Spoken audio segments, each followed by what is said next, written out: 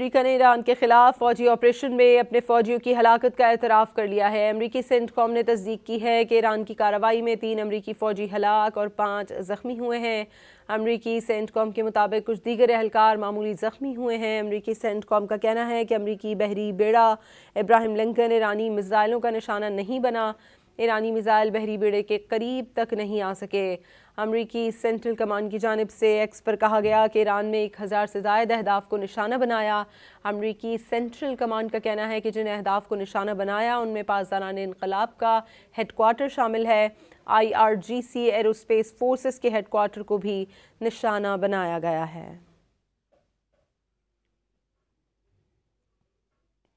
امریکہ نے ایران کے خلاف فوجی آپریشن میں اپنے فوجیوں کی ہلاکت کا اعتراف کر لیا ہے۔ امریکی سینٹکام نے تصدیق کی ہے کہ ایران کی کارروائی میں 3 امریکی فوجی ہلاک اور 5 زخمی ہوئے ہیں۔ امریکی سینٹکام کے مطابق کچھ دیگر اہلکار معمولی زخمی ہوئے ہیں۔ امریکی سینٹکام کا کہنا ہے کہ امریکی بحری بیڑا ابراہیم لنکن ایرانی میزائلوں کا نشانہ نہیں بنا۔ ایرانی میزائل بحری بیڑے کے قریب تک نہیں آ سکے۔